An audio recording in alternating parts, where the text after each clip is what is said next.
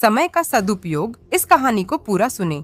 एक छोटे से गांव में एक लड़का रहता था जिसका नाम अजय था। अजय बहुत ही होशियार और मेहनती था, लेकिन उसकी एक आदत थी। वह समय का सदुपयोग ठीक से नहीं करता था। दिन भर वह अपने दोस्तों के साथ खेलता रहता और पढ़ाई के लिए समय नहीं निकालता था। उसके पास हमेशा यही बहाना रहता था कि समय की कमी है। एक दिन गांव में एक ज्ञानी बाबा आए। उन्होंने गांव के सभी बच्चों को एक विशेष पाठ पढ़ाने का निर्णय लिया।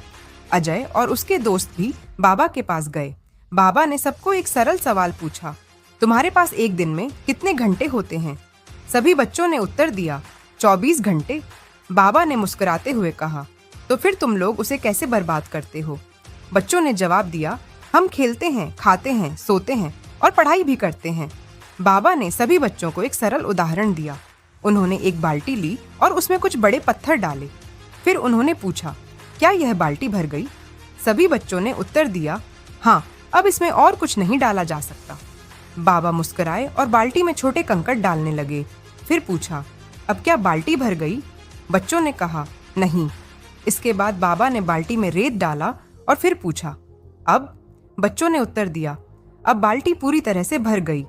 बाबा ने मुस्कुराते हुए कहा, देखो, यह बाल्टी आपकी जिंदगी है।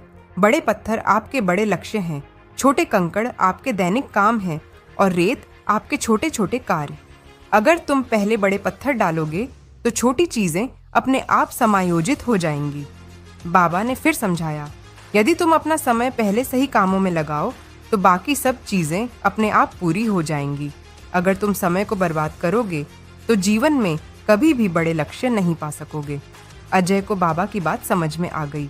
अगले दिन से उसने समय का सदुपयोग करना शुरू किया।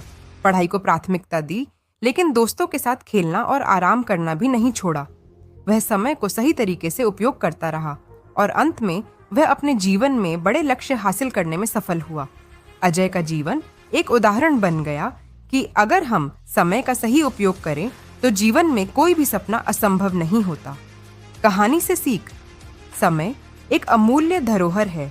अगर हम इसे सही तरीके से उपयोग करें तो हम अपने जीवन में किसी भी लक्ष्य